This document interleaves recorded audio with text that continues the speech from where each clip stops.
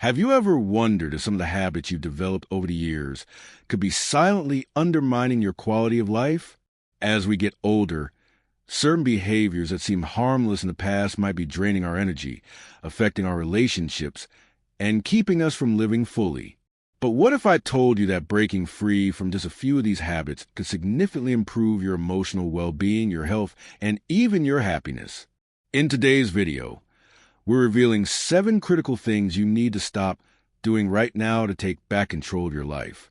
Each one of these habits could be holding you back in ways you never imagined, from how we interact with others to the way we view our physical and emotional health. These 7 points will empower you to make the most of your golden years. Stay with us until the end, because by stopping these behaviors today, you'll not only add more years to your life, but also more life to your years, full of wisdom, autonomy, and real fulfillment. Whether it's regaining your voice, reconnecting with the people around you, or rediscovering the joy of life's simple pleasures, every step we cover will help you unlock a richer, more satisfying future. Don't miss out. Your best years might just be ahead of you. If you're not subscribed, I recommend subscribing and activating the notification bell so you don't miss any videos. Your support means a lot to me.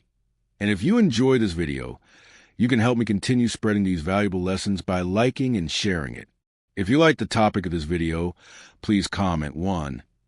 If you don't, please comment 0 to let me know how I can improve and make better videos for you. Now, let's begin. Point number 1, stop accepting everything without questioning. The first thing you need to stop doing immediately is accepting everything people say without questioning it. Think about it. How often do you find yourself nodding in agreement just to avoid conflict? How often do you silence your thoughts and feelings because you don't want to rock the boat? It happens to so many of us, especially as we get older. Somewhere along the way, we've been conditioned to believe that keeping the peace means staying quiet, agree with others, and not making a fuss. But here's the painful truth. Every time you agree with something you don't truly believe in, every time you say yes when your heart is screaming no, you're chipping away at your self-worth. You're giving away a piece of yourself, little by little, until one day you might wake up and not even recognize who you are anymore. You might think that going along with others is a way to avoid unnecessary drama or stress, but in reality, you're losing something far more valuable, your voice. When you stop questioning, when you stop standing up for what you believe in, you're allowing others to dictate how you should live. You're giving them the power to make decisions for you, whether they realize it or not. And that is a slow and painful way to lose your sense of autonomy, your sense of identity. I've seen it time and time again. People think that as they get older, their opinions don't matter as much, that their decisions are less significant. But that is so far from the truth. The wisdom and experience you've accumulated over the years are invaluable.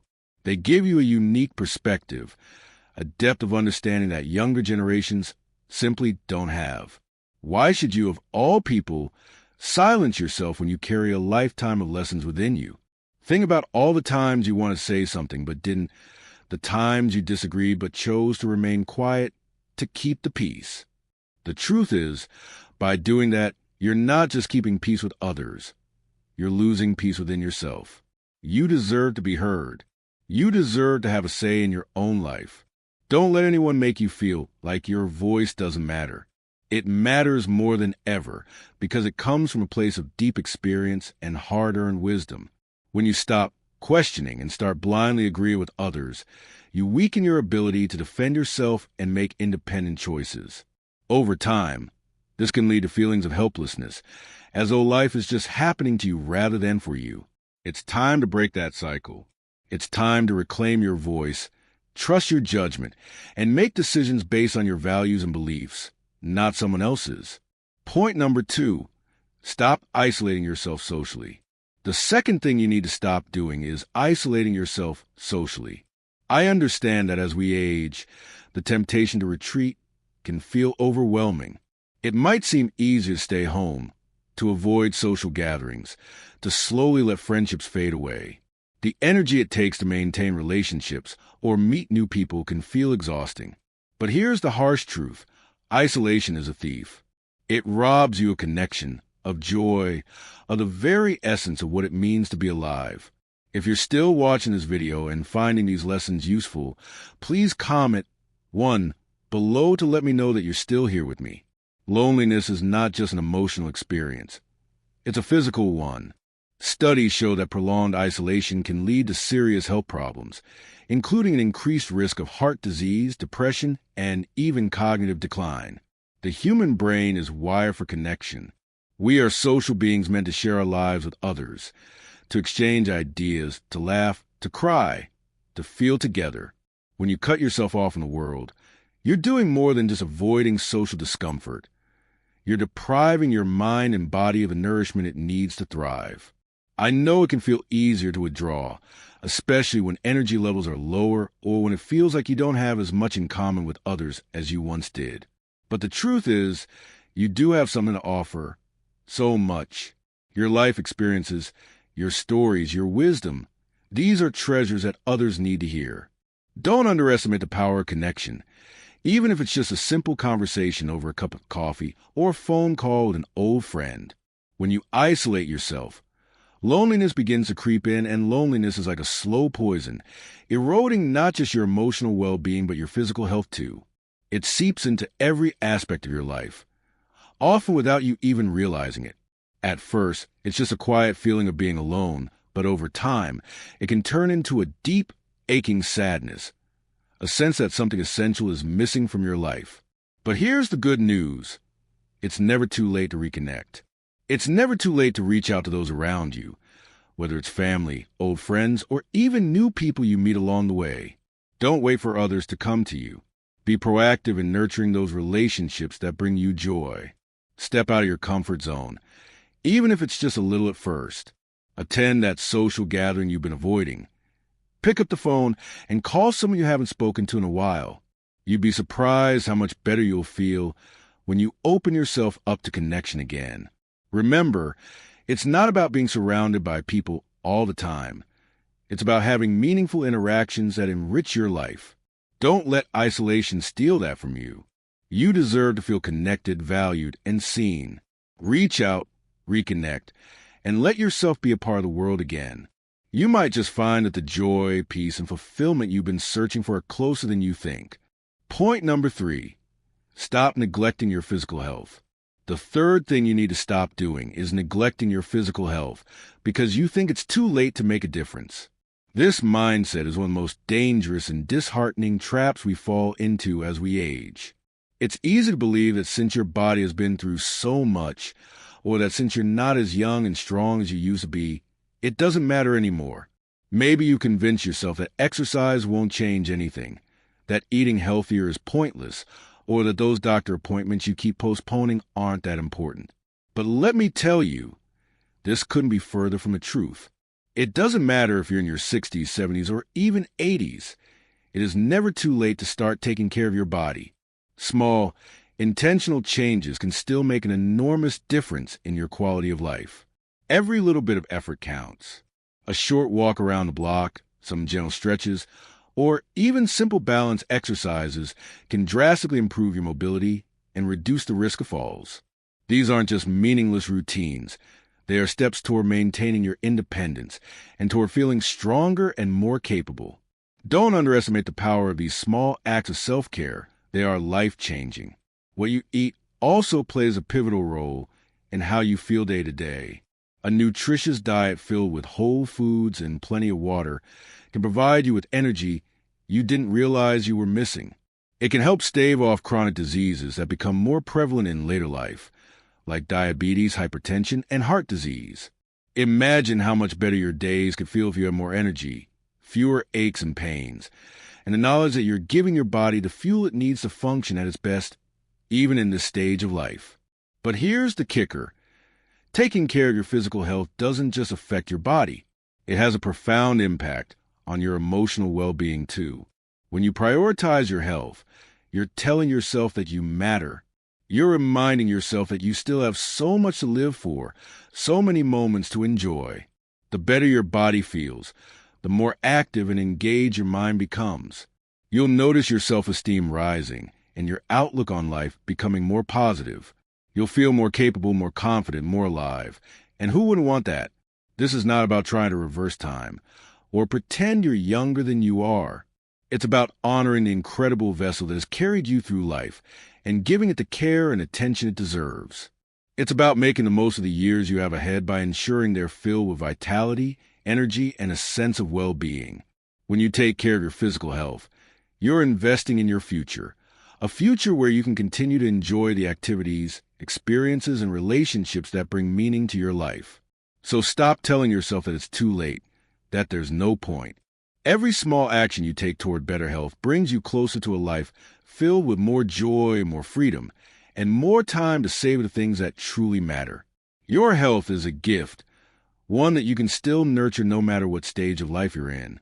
Don't give up on yourself now. There's so much more to experience, and you deserve to be at your best for it. Point number 4, stop living in the past. The fourth thing you must stop doing is living in the past and allowing the memories of old times to overshadow your present. It's so natural to reminisce about the important moments of your life, to hold on to the people you once knew, the places you've been, and the choices that shaped who you are today. But here's the thing. While memories are precious, they can also become chains holding you back from fully experiencing the beauty and potential of right now. Living solely in your memories, no matter how sweet they are, keeps you locked in a place that no longer exists. And the tragedy is, it blinds you to the joys, opportunities, and experiences that are still waiting for you. As we grow older, many of us fall into belief that our best days are behind us and that the excitement of life has already passed. You might find yourself thinking about the people you used to know, the things you wish you'd done differently, or even the opportunities you missed. Regret can be a powerful force that clouds the present, making it seem less vibrant in comparison to the past. But this kind of thinking is so limiting, and it's robbing you of the possibility to create new moments of happiness and fulfillment. The past is gone, and while it's important to honor it, it should not define your present. If you're still watching this video and find these lessons useful, please comment Tobe below to let me know that you are still here with me. The truth is, the present moment is all we ever truly have. What you do with the time you have right now matters more than anything that has come before. Yes, you can't change the past, none of us can, but you can decide how to live today. You can choose to make the most of every sunrise, every conversation, and every opportunity that presents itself. When you allow yourself to be stuck in the past, you're essentially saying no to the future, to the beautiful unknown possibilities that still lie ahead. This isn't the end of the road for you. It's a new chapter, one that's brimming with potential if you're willing to turn the page. You might believe that because you're in an older stage of life, there are no more chances for adventure, excitement, or growth. But that's such a mistaken perception. Life continues to offer its gifts no matter your age, but you have to be open to receiving them. Whether by trying out a new hobby, learning a skill you've always been curious about, or even reaching out to form new friendships. Every day brings an opportunity for growth and joy. It's never too late to start a new story, one filled with the things that bring you peace and happiness. But you must leave the past where it belongs, in your memories, without letting it control your present. Remember, the best could still be ahead of you if you allow it. Point number 5. Stop sacrificing your happiness for others. The fifth thing you need to stop doing is sacrificing your happiness and well-being for others. I understand that for many, this behavior feels noble, even necessary, especially if you spend your life in the role of caretaker, putting others first because you felt it was your responsibility. You might believe that your worth is tied to how much you can give, how many people you can make happy, or how selflessly you can serve your family, your friends, or your community. But let me tell you something, and it's a hard truth. When you constantly put everyone else's needs before your own, you start losing yourself in the process. And worse, sometimes the very people you're sacrificing for don't even appreciate the depth of what you've given up. You've probably spent years, if not decades, caring for others, whether it was your children, grandchildren, spouse, or other family members. You've poured your energy into making sure everyone else is okay. You've set aside your dreams, ignored your health, and postponed your happiness, always with the thought that one day You'll get to focus on yourself. But now that day has come, and it's time to realize that your happiness matters just as much as anyone else's. You've earned it. Here's the harsh reality. When you continuously sacrifice yourself for others, there comes a point when people start to take it for granted. They become so accustomed to your willingness to help, to give, to set your own needs aside, that they stop seeing the incredible toll it takes on you. And what's worse, over time, they may even begin to expect it. This isn't because they don't care about you, but because you've trained them to believe that your needs don't come first. And that's a dangerous place to be. You deserve to put yourself first, to prioritize your well-being, and to live the life you've always wanted. It's not selfish to care for yourself. It's necessary. You cannot pour from an empty cup.